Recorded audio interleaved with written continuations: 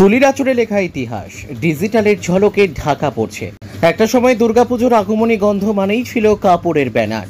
লাল নীল সাদা রঙে রঙিন হাতের লেখা অক্ষরে ভরে যেত পাড়ার মোড়, গলি আর মাঠ। পূজা উদ্যোক্তাদের মিটিং শেষ হলেই শিল্পীদের ঘরে ভিড় জমত। কে কত বড় ব্যানার বানাবে, কোন রঙে নাম ফুটবে, কোন কবিতা বা স্লোগান লেখা হবে। ব্যানার টাঙানো মাত্রই মনে হতো পুজো এসে গেছে। বাতাসে ভেসে আসতো ঢাকের আওয়াজের সঙ্গে কাপড়ের গন্ধে মাখা সেই তুলির টান। পূজা মানেই তখন শিল্পীদের ব্যস্ততা, দিনরাত না ঘুমিয়ে চলত আঁকি বুকির কাজ। কিন্তু সময় বদলেছে, প্রযুক্তির উন্নতিতে এসেছে ডিজিটাল ব্যানার। কম সময়ে রংচঙে ঝকঝকে ডিজাইনের ফ্লেক্স ছাপা হয়ে যাচ্ছে, একেবারে পোস্টার সদৃশ্য। ফলে হাতে লেখা কাপড়ের ব্যানারের চাহিদা প্রায় শূন্য। শিল্পী বিশ্বজিৎ দেরিয়া বললেন, যখন এই কাজে আসি মনে হয়েছিল সঠিক পেশা বেছেছি। পুজো কমিটিগুলো রাত দিন বরাত দিত, তুলির আঁচড়ে স্বপ্ন আঁকতাম ব্যানারে, টাকা সম্মান দুটোই পেতাম। এখন প্রযুক্তির ঝলকে সব হারিয়ে গেছে। পুজো আসলে মনে কাঁদে, আনন্দ আর জাগে না। অন্যদিকে ডিজিটাল ব্যানার ব্যবসায়ী সুব্রত মান্না জানালেন, আগে হাতে লেখা ব্যানার সময় সাপেক্ষ ছিল, এখন কয়েক ঘন্টায় আকর্ষণীয় ডিজাইন দিয়ে ফ্লেক্স তৈরি করা যায়। তাই স্বাভাবিকভাবেই পুজো উদ্যোক্তারা ডিজিটালের দিকেই ঝুঁকেছেন। শরতের আকাশে তুলোর মতো মেঘ ভেসে উঠলেই শিউলি আর কাশফুল জানায় দেবীর আগমনের বার্তা। পুজোর মরশুমে কারো মুখে তখন রঙিন হাসি ফোটে, কারো মনে জমে দুঃখ। ডিজিটালের দ্যুতিতে শহর জুড়ে ব্যানারের বাহার, কিন্তু নিভু নিভু হয়ে যাচ্ছে এক সময়ের শিল্পীদের আঁকা অক্ষরের ইতিহাস। দাদা, কত বছর ধরে এই শিল্পের সঙ্গে যুক্ত আছেন? আমি 93 সালে এই লাইনে এসেছি। কত সাল ধরে কাজ করছেন? আমি 93 সাল থেকে এই লাইনে এসেছি। দুর্গাপুজো আসছে, তখনকার সময় দুর্গাপুজো এলে কতটা হাসি করতো? সেটা অনেকটাই কাজের চাপ থাকতো, ব্যানার ফ্যানার লেখা হতো অনেক। এখন আর সেই ব্যানার লেখা হয় না, এখন সব কম্পিউটার হয়ে যাচ্ছে। এই হচ্ছে 93 সাল থেকে যে কাজ করছে, তখন মূলত এই যে এখন তো অনেক ফ্লেক্স এসে গেছে, আধুনিক ডিজিটাল যুগের ফ্লেক্স, তখন তো একটা মাধ্যম ছিল হাতে লেখা ব্যানার। হ্যাঁ, তখন কতগুলো ব্যানার করতেন, কতটা চাপ থাকতো? ব্যানারের কাজ প্রত্যেক ক্লাবের কাজ হতো, তারপরে বিভিন্ন রকম দোকানের বিজ্ঞাপনের কাজগুলো হতো। চাপ থাকতো, চাপ অবশ্যই থাকতো। তখন মনে করেছিলেন যে এই পেশায়? হ্যাঁ, আমি নিজেকে ভেবেছিলাম এই পেশাতে সফল, সম্মান, টাকা তার সঙ্গে সবকিছুই ছিল। কিন্তু এখন সেই জায়গাটা আর নেই। কম্পিউটার এসে যাওয়ার পর আমাদের বিরাট ক্ষতি হয়ে গেছে। দুর্গাপুজো আসলে তো ধরুন দুর্গাপুজোর সঙ্গে অনেক মানুষ জড়িয়ে থাকে, যেমন জামা কাপড় যারা বিক্রি করে, যারা প্যান্ডেল কাজ করেন, সোলার কাজ করেন, তাদের মুখে হাসি ফোটে। আপনাদের কি অবস্থা তখন? আমাদের দিন আনা দিন খাওয়ার মতন পজিশন হয়ে গেছে, হাতে লেখার কাজটা একদম কমে গেছে। তার কারণ কি প্রযুক্তি এসে যাওয়ার কারণে? হ্যাঁ হ্যাঁ, কি বলবেন? এই একদম উন্নত মানের প্রযুক্তি এসে গেছে, ফ্লেক্স এসে গেছে, তার জন্য আমাদের হাতের কাজটা লোক গুরুত্ব দিচ্ছে কমা। সেইভাবে টাইমের মধ্যে হয়তো হবে না আমাদের হাতের কাজ, যেটা খুব ফাস্ট হয়ে যাচ্ছে। এই ব্যানার করার জন্য মোটামুটি একটা ব্যানার লিখতে গেলে তখন সময় কত, মানে একদিন কি দুদিনে কাজ হয়ে যেত? হ্যাঁ, 2-3 ঘন্টার মধ্যে কাজ কমপ্লিট হয়ে যেত। একটা বড় সময় লাগে। হ্যাঁ, এই বরাত কমিটির যে ব্যানার, তখন কতদিন আগে থেকে চলে আসছে বরাত আসছে? ও মাস 3 আগে থেকে কাজের।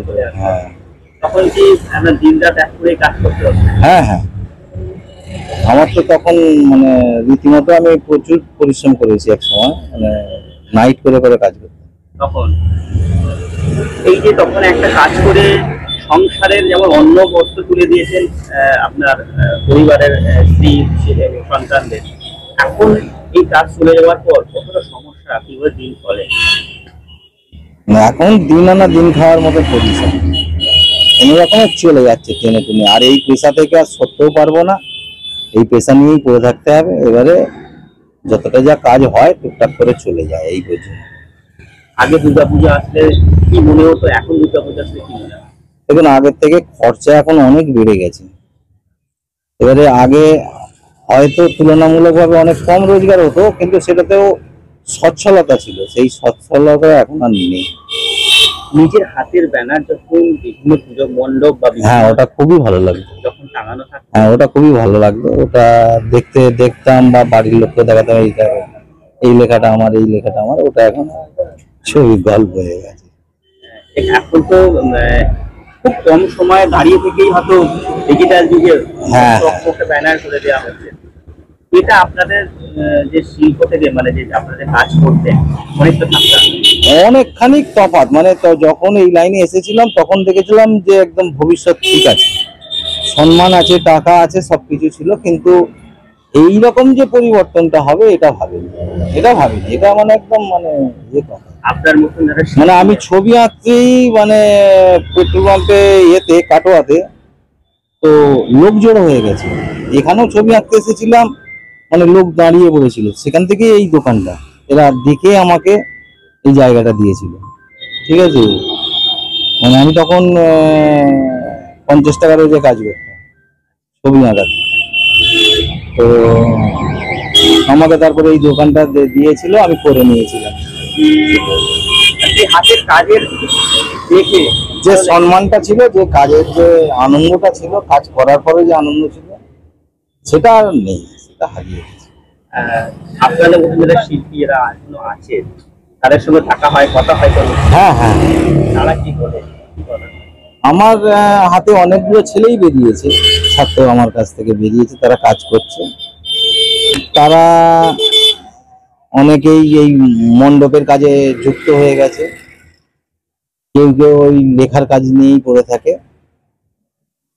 আর তারা যথেষ্ট সম্মান রাখে। পুজোর ব্যানার না, পুজো বন্ধ। এখন ক্লাব, যে যার ক্লাব, তাদের যে নির্দিষ্ট যে কটা ব্যানার হয় সেগুলো যে নিজেরাই গিয়ে করে নিয়ে চলে আসে। সেইটাও আগে প্রথমটা কম্পিউটারে যখন এলো তখন কাজগুলো আমাদের কাছেই আসতো, কিন্তু এত পরিমাণ মেশিন বেড়ে গেছে আনাচে কানাচে যে ক্লাবের ছেলেরা গিয়ে ওইগুলো কম্পিউটারে বসে পাঠিয়ে দিচ্ছে ডিজাইন করে। আপনার নাম? আমার নাম বিশ্বজিৎ দেড়িয়া। বিশ্বজিৎ দেড়িয়া। আমি এখানে ডি বিশ্বজিৎ নামে পরিচিত। আমি দাদা, আপনি প্রিন্টের কাজগুলো করেন কত বছর করছেন? প্রিন্টিং এই লাইনের সঙ্গে, এই ট্রেডার সঙ্গে যুক্ত নয় না কোনো নিয়ার অ্যাবাউট 30 ইয়ার্স। আপনি শুধু ফ্লেক্স করেন না অন্যান্য কিছু? প্রিন্টিং আইটেমের উপর এ টু জেড সবই প্রোডাকশন করি। ফ্লেক্স সব কিছু? হ্যাঁ, সবই করি। দাদা, দুর্গাপুজো এলে আপনাদের কতদিন আগে থেকে মোটামুটি অর্ডার আসতে শুরু করে দেয়? আর দুর্গাপুজো তো আমাদের বাঙালির মহান উৎসব, সবচেয়ে বড় উৎসব। স্বাভাবিক সেই হিসাবেই কাজেরও প্রেশার একটা থাকে, সমস্ত জায়গা ক্লাব থেকে আরম্ভ করে যে ব্যানার, হোর্ডিং, এগুলো একটা চাপ থাকে। তা এখন সেসব কাজ মোটামুটি মাস দেড়েক আগে থেকে হয়ে যায়। এটা কি অনেক কম সময় তো এখন হয়ে যায়? এখন অনেক কম সময় বলতে এখন তো আপডেট সব টেকনোলজি এসছে, বিগত দিনে যেটা ছিল না। বিগত দিনে মানুষ কালো কাপড়ের ওপরে বা সাদা কাপড়, ব্যানার কাপড়ের ওপরে হাতে করে তুলে দিয়ে লিখতো, আর্টিস্ট ছিল তারা, মানে একটা শিল্পী, একটা মানে তার রূপ ওইভাবে প্রকাশ করতে পারতো, যে তাহলে সে একটা আর্টিস্ট রূপ পেত, তারা সম্মানও পেত। কিন্তু যুগের সঙ্গে তাল মিলিয়ে টেকনোলজি যখন আপডেট হয়েছে, তখন এনারা আস্তে আস্তে হারিয়ে যেতে বসেছে।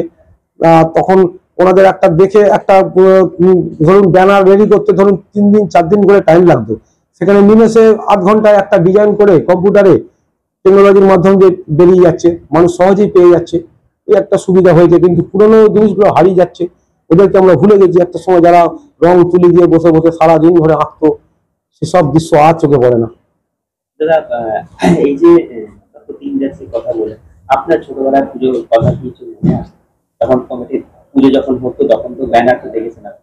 হ্যাঁ, কিছু কিছু মনে আছে, মনে নেই যে একদম তা নয়। তখন তো এত আলোকসজ্জা বা এত মানে মানে মণ্ডপ ডেকোরেশনে এত ছিল না, ঝাড়বাতি ফাড়বাতি এত ছিল না। নিজেরাই বাঁশ টাঙিয়ে তিরপল টাঙিয়ে ছোটখাটো করে হতো সেইভাবেই, কিন্তু তার মধ্যে একটা আনন্দ ছিল, একটা আন্তরিকতা ছিল। কিন্তু এখন তো যত যুগ এগিয়েছে হয়তো আলো রোশনাই জ্বলে, কিন্তু পিছনে কিন্তু নীরবে মানুষ কাঁদে। এটাই হচ্ছে ব্যাপার। আপনার নাম? আমার নাম হচ্ছে সুব্রত মান্না। আপনি প্রিন্টের ব্যবসা? আমার প্রিন্টিং এর ব্যবসা।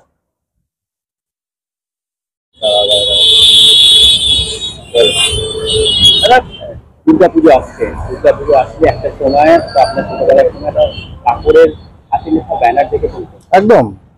সেই সময় ব্যানার দেখলে কি মনে হতো? তখনকার সময় একটা আভিজাত্য ছিল, সেই সময় একটা মনে আনন্দ থাকতো, ফুর্তি থাকতো, যেরকম দেখে পুজো আসছে, পুজো একটা অন্যরকম একটা ব্যাপার ছিল। কিন্তু এখন ওই সব হাতে লেখা, আমার পেছনেই লেখা আছে, আর খুব অল্প সময়ে যেটা বানানো যায়। এখন তো সময়ের সাথে সাথে যুগ পাল্টেও যাচ্ছে, আমরাও পাল্টে যাচ্ছি, তো পাল্টাতে তো হবে, কিছু করার নেই। দুর্গাপুজো মানে তো ধরুন বিভিন্ন শিল্পীরা, বিভিন্ন যারা কাজে যুক্ত, তারা তো একটা কাজ পায়, তাদের হাসি করে। সেক্ষেত্রে এই শিল্পীরা যে এখন তো দেখা যায় যে পুরোটাই পিছিয়ে চলে গেছে। হ্যাঁ, এই যেরকম আমি আগে বললাম, যেটা আগে হাতে লেখা, হাতে লিখতে গেলে তাদের একটা পারিশ্রমিক অন্যরকম ছিল। এখন অল্প সময় বেশি ব্যানারের জন্য পারিশ্রমিকটা কমেও গেছে, ওইটা খাটনি বেড়ে গেছে। তো আকর্ষণটা কি সাজের জন্য একটা সোলার কাজ, অন্যান্য যেসব কাজকর্ম করতে হতো, এখন তো সবই ডিজিটালি হয়ে গেছে। তো এখন অনেক লোকেরই কাজ হারা, চাকরি হারা বা কর্মহারা, তো সবারই এখন আয় কমে যাচ্ছে। এই শিল্পের সঙ্গে যারা যুক্ত আছেন, এই শিল্পটা ধরে রাখাটা কি দরকার আছে? অবশ্যই লোক, সরকার বিশেষ করে ভিন্টেজ জিনিসকে কেন ধরে রাখে? কারণ পুরোনো আভিজাত্য কখনো মিশে যায় না, আমাদের মনের মধ্যেই থাকে। তবে হ্যাঁ, এটাকে আগলে রাখা আমাদেরই কর্তব্য, আমার এবং আমাদের সরকার, আমাদের সমাজের প্রত্যেকেরই। এই যে দুর্গাপুজোর ব্যানারটা এখন যেভাবে চকলেটে ব্যানার হয়ে গেছে, বা ধরুন এটা তৈরি করছেন, এই যে শিল্পটাকে কি বলবো? দেখো, এটা তো সমস্যাটা আমরা নিজেরা যেহেতু পরিবর্তন হয়েছি, সেহেতু এখন অল্প সময়ে যেটা করা যায়, সেই জন্য এটা তো আমাদের বাঁচিয়ে রাখতে গেলে ওই কিছু যেরকম আগেকার যুগে যে প্যান্ডেলগুলো গ্রামের দিকে যেগুলো এখন হয়, সে তাদেরকে বাঁচিয়ে রাখতে হবে, কিছু উপায় নেই, আমাদেরকে করে রাখতে হবে। আপনার নাম? আমার নাম তন্ময়।